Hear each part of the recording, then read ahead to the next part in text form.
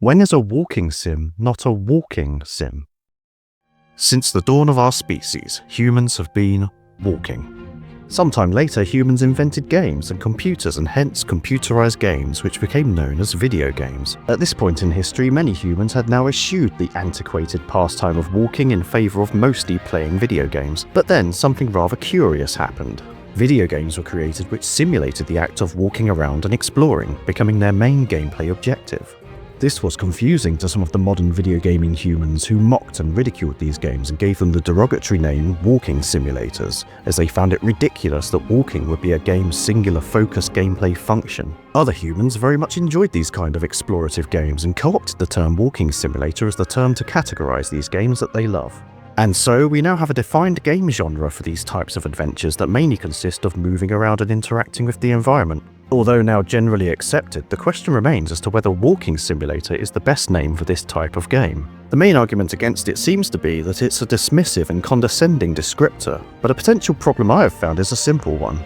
That is, that many games tagged as walking simulators actually mainly do not feature any or very much walking. So I'm going to take a look at some significant so-called walking simulator games with no, or very little, actual walking.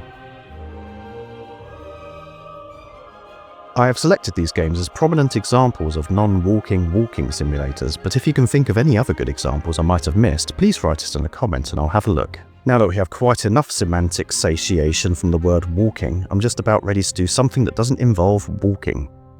Walking. Anyway, this is a walking sim from back before walking sims were called walking sims. Flower is a 2009 game from that game company that made Journey, whose name I forget. In this game, you're a flower petal blowing around in the wind, finding other flowers whose petals join in with you. You fly around and use your flower power to make things all nice and pretty. And very nice and pretty this experience certainly is, as you have an easygoing, relaxing time bobbing around doing flowery things. The flowers you hit strike musical notes which blend in time with the game's soundtrack, like in the rhythm action game Res, but more classical and horticultural. This game is apparently intended to make you feel content and happy, but I couldn't help just feeling like there was no point to any of it. Maybe I wasn't quite in the right mindset, but I was all for exploring a story as I've always enjoyed doing with walking sims, but there's just no story to explore here, unless nature good, city bad counts as one. When I talked before about walking sims, I singled out Dear Esther for being too arty, but that's at least tried to have a narrative. This game is just pure 100% arty farty sharty. It even almost had the opposite effect of its artistic intention of evoking happiness in me. You see, I'm already happy, and this game felt almost audacious in the way it felt like it was trying to give me a patronising therapy session I didn't even ask for. I really wanted to like this game as I'm a big fan of its successor, Journey, and while this game is very beautiful looking and with a great soundtrack, it just falls a bit flat as a game experience for me. But a walking sim with no walking it is, pretentious nonsense as it might be. In this next game, you're doing what certainly looks like walking, but, bear with me here, you're actually not because, oh, wait. Spoiler alert, this is a bit of a spoiler, you're dead. And dead people can't walk, so I guess you're actually just spiriting around. You know you're dead because, oh wait, spoiler alert, this is also a bit of a spoiler, everybody's dead. They're gone.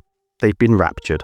Everybody's Gone to the Rapture is an unambiguously titled game set in 1984 in the ambiguously pronounced fictional Shropshire village of Yaughton. Yaughton? It's an English village, so it's probably not pronounced how you think. Anyway, you drift around this picturesque, peaceful, idyllic, and post-apocalyptic village at a pace only slightly faster than dead people normally move, being shown some key pre-rapture conversations by glowy village people guided by fiery light balls. In these conversations, you hear all sorts of British people arguing very Britishly about things that flesh out the story. Things like how the astronomer Stephen has come back to the village after a long time, but now he has an American astronomer wife Kate, much to his mother Wendy's disapproval.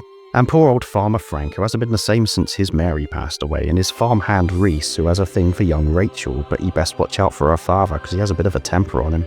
Oh, and it turns out Stephen has been having an affair with his old flame Lizzie. Quite a scandal, that. And some other trivial matters, such as the celestial light pattern that has beamed into the valley, causing illness, quarantine, death, and the end of civilization as we know it.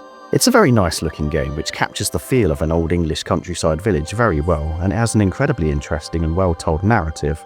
But Maybe I did cheat a bit including this one here because for all intents and purposes it is a traditional walking simulator. But you're dead and therefore not really walking, so it's technically correct, and that's the best kind of correct, right? Nah, probably not. Okay, hopefully a better example I'm going to dive into is Abzu.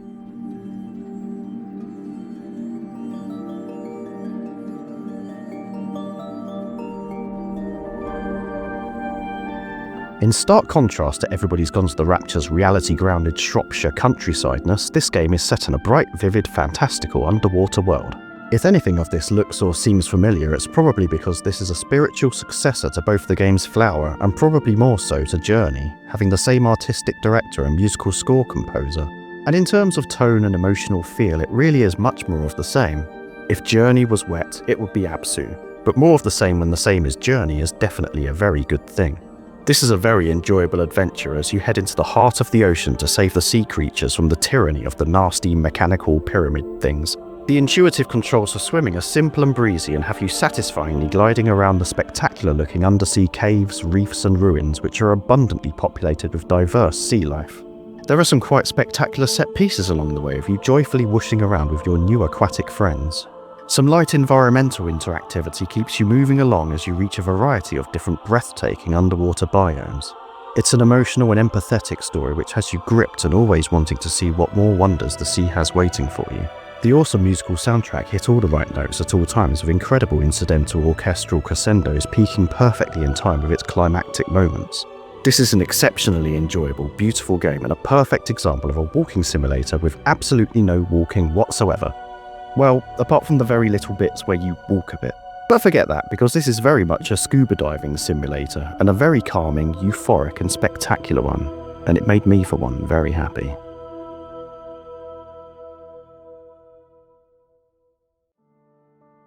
Now at the pinnacle of my non-walking games, I take on the impossible to say without sounding like I'm mocking the French, Jusant, which as a British person I make no apology for.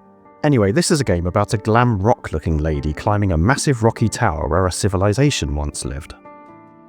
The climbing mechanics are the main notable feature of this game, and using these abilities to traverse the various sections makes up the primary gameplay loop. Using the left and right trigger buttons for the protagonist's left and right hands to grip onto the surfaces gives you the very real sensation of clutching for dear life along with your character, giving their struggle an empathetic feel. You can jump around and swing around with ropes to reach further off areas, and you also have the help of your cute little blobby pet friend who can sing to rejuvenate plant life, giving you more to climb on. The sense of sheer scale brought about by the environment gives you the kind of jaw-dropping awe that I haven't felt since playing Shadow of the Colossus. And while the climbing puzzling was more than enough to hold my interest, there was a lot of world building and story to be discovered in these abandoned places, giving an insight into the fate of the society that once lived here. I was just keen to reach the new areas, but there seems to be a lot more to discover for players looking for a more story-rich experience. The various distinct areas of the game offer unique individual challenges and becomes an addictive experience as you strive to see more. From the peaceful and meditative earlier sections to the bombastic and percussive notes as the intensity ramps up in later areas, the game's soundtrack is superbly arranged. This game went way beyond my expectations and was an enthralling, beautiful and immersive experience which I can't believe I had only found out about because I was researching this ridiculously silly walking sims with no walking concept. I'm glad I did, because I very much enjoyed playing all these games. The pure artistry of Flower, the very British apocalypse of Everybody's Gone to the Rapture, the spectacular and immersive Abzu and Jusant have all shown me just how diverse the art of the movement and interaction-driven game can truly be, even going as far for games categorized as being a walking simulator as having no or very little actual walking. So perhaps the term walking simulator doesn't quite appropriately describe games categorized as such, but does any singular term accurately do so for any game? In modern times, games individually have far too many variable nuances to be accurately summed up by any catch-all terms. Flower could easily be described as a rhythm game, Everybody's Gone to the Rapture or Abzu as adventure titles, or Jusant as an environmental puzzler. Maybe anyone who still reserves negative judgment for and is automatically dismissive of games described as a walking simulator would do better to consider if there are more aspects of these titles that they might enjoy. And also realise that even in our refined modern-day use of language, there are still some rare examples of quirky, esoteric terms like walking simulator, which might not, for many more important reasons than whether you're actually walking or not, necessarily mean what you think.